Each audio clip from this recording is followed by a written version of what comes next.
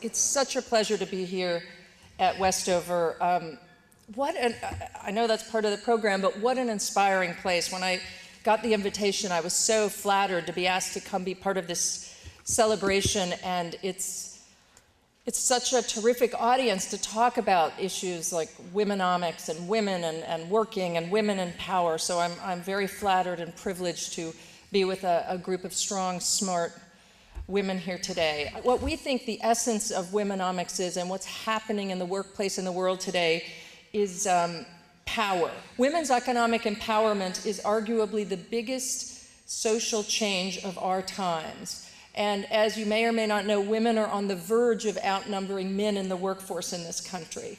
But what you probably don't know is that women really are on the top of most companies' most wanted lists these days.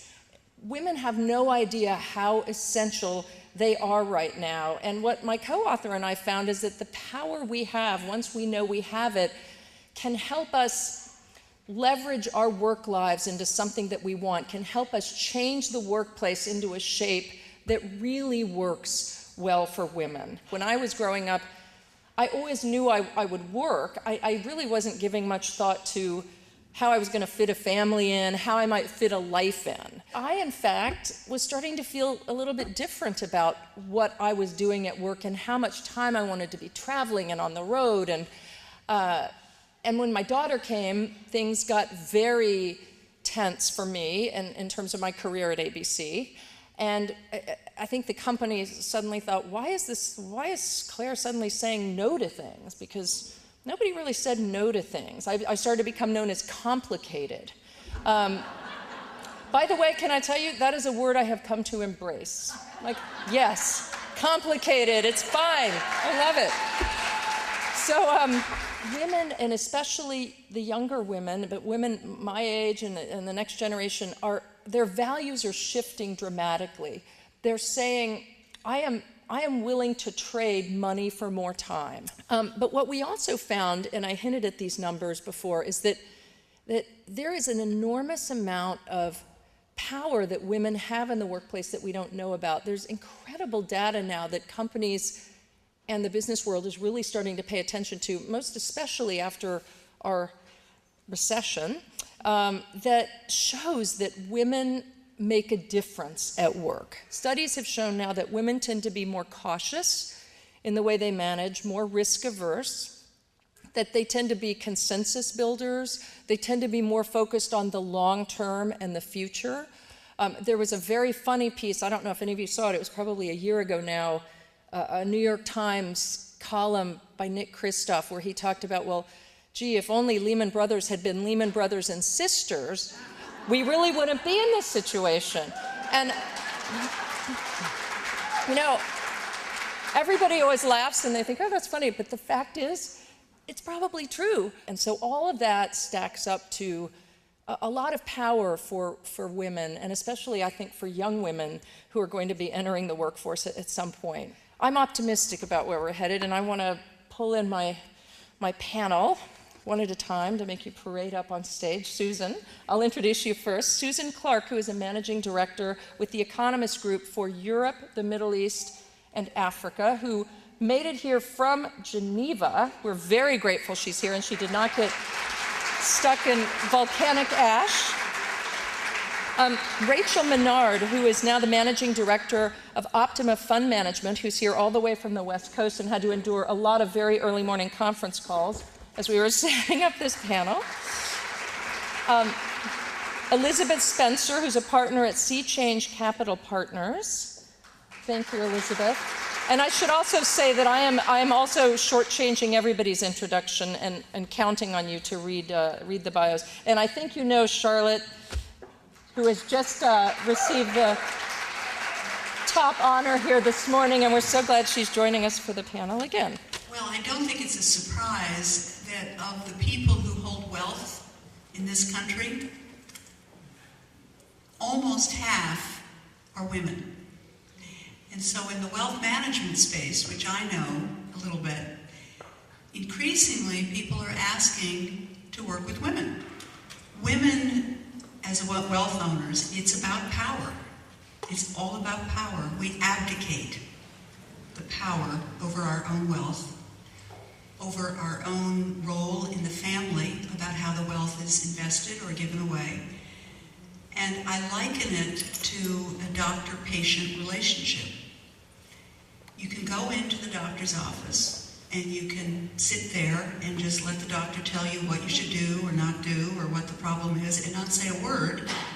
Or you can enter into the doctor's office and really be a partner and be informed enough. And my favorite comment that a woman made to me who had considerable wealth to worry about said, "Charlotte, what I really want you to do is give me wealth management for the art history major."